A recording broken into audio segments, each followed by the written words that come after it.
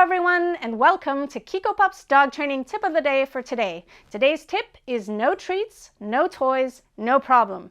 What do I mean by that? How can you get your dog to listen to you if you don't have treats or toys that they want? Some dogs, they always want the treats and toys you have, and so all you have to do is bring a little piece of hot dog in your pocket and your dog will do anything for you. The dog likes the piece of hot dog better than anything in the environment. So you can actually build that and condition that, but another really important aspect of the training is three important things.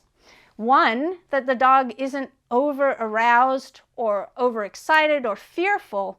If the dog is suffering from these extreme emotions, when you're asking them to do a behavior, their brain isn't going to function the same way. They might be in fight or flight escape mode, and so they're not going to be able to comprehend what the whole situation. They're either fighting for their life or fleeing or going to kill something. Maybe it's prey.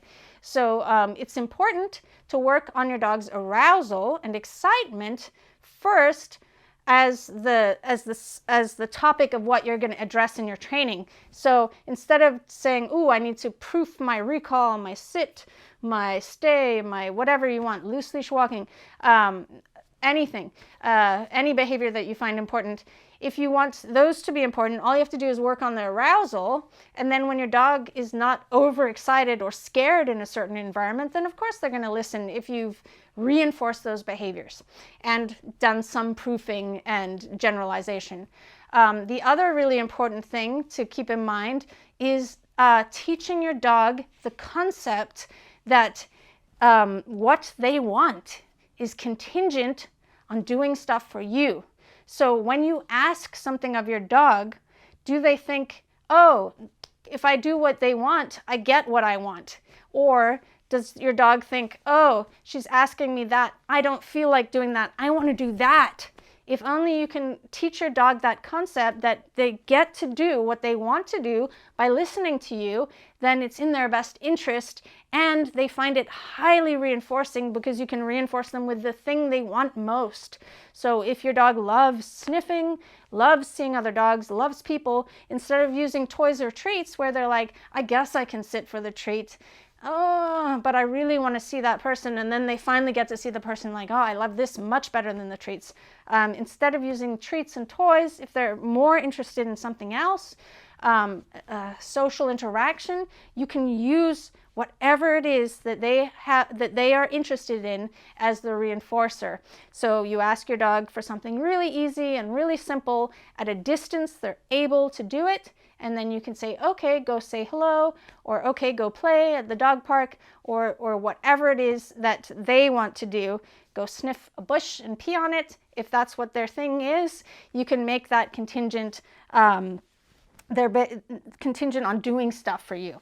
So if you have a marker, a dog that marks around in your yard, and then you call them back inside and then close the door on them, you're literally punishing them for coming to you because you took away something that they wanted. They were having a great time and you ended it by using your recall. So if you keep doing that, the science behind the training is going to say the dog will come less because you keep taking away the reinforcement and punishing them. So to make it reinforcing, you have to be strategic in that you let your dog out to pee. Maybe you ask them to do something for you. You let them out to pee, or maybe you've gone to a field. They're walking around peeing on stuff. You call your dog back, and you could start out really easy by you're walking on a sidewalk and letting them sniff bushes, and then between bushes, where they see a bush up ahead and they're on a short leash, you call your dog to you and they're like, "Oh, I really don't want to. I'd rather sniff that bush," but they can't reach it, and they're like, "Okay, I guess I can turn to you." They turn to you, you reinforce that by saying, "Good, go sniff," and then you rush over and you're like, "Ooh, look over there and over there and over there," and you point out all the spots for them to sniff. Another way of making it a little easier is you let them sniff that bush, you call them away and let them sniff the same bush. So they're finding it easier because that temptation to sniff the bush is less because they know what it smells like. Maybe they've already peed on it, and then you can begin with baby steps and then build on it. So first you're calling them away and they're like, "Yes, I can do this," with a bush that doesn't smell that much, and then to, I mean, which they've gotten to sniff already and they're not that interested in, to more exciting stuff. Another one is you can park in a parking lot at a park, and then there's the green grass that's not reachable yet, so it's just boring tarmac or pavement. You ask your dog to come to you. It might be really hard, and you might have to use treats and toys at first. And then when your dog comes to you, then you can say, okay, go sniff, and then let them on a long leash to go and enjoy sniffing around. If your dog just runs straight ahead and pulls you, one great thing to do is point out the areas that you want your dog to smell, or you could sprinkle treats in the grass and point those out as the thing to get your dog to slow down so they don't just run away from you. And then the final step to getting your dog to want to listen to you is by not asking too much. They are not robots. They are living beings with desires and wants and needs. There are certain things that they need, and there's certain things they want to do, and if we just keep making them do everything that we want them to do all the time, it can feel like nagging. Like if you've ever had, I don't know, maybe you haven't had someone nag on you all the time, but constantly being told what to do all the time. So giving your dog choices to make, and also not nagging all the time. So setting the environment up for success, so you're not always having to tell your dog what to do. And the final tip is building a trusting and reinforcing relationship with your dog. So a lot of people will describe online treat training as bribing, and yes, using treats like that where you bribe the dog, I do believe it's damaging.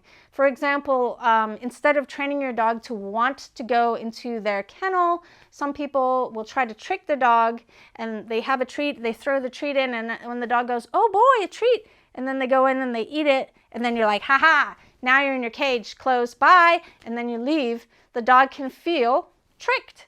The dog feels like, whoa, every time this person does something, I think it's going to be something good, and then it turns out really bad. Like, for example, I was playing with my friends.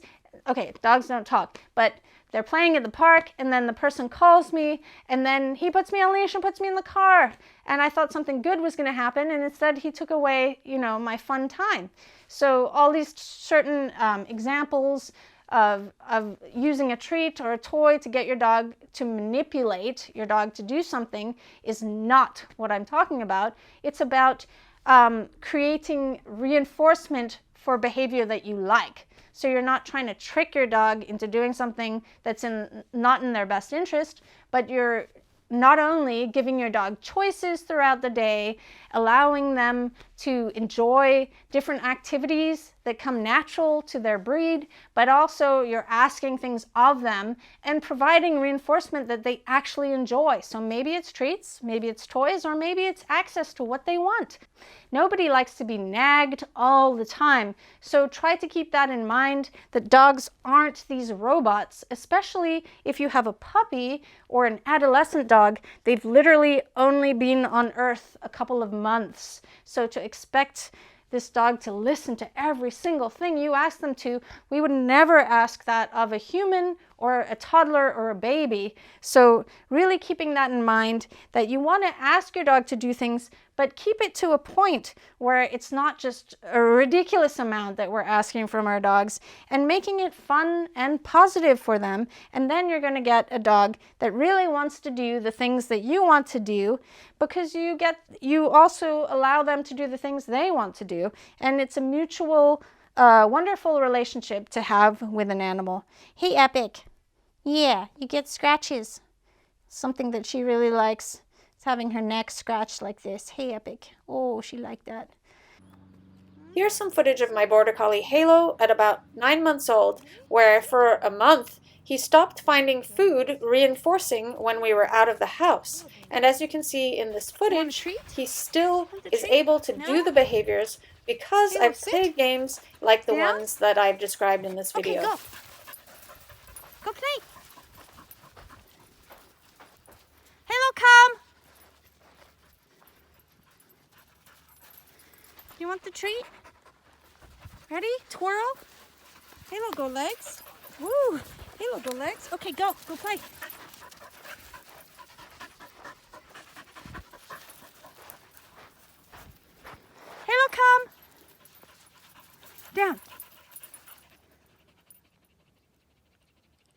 Okay, go play.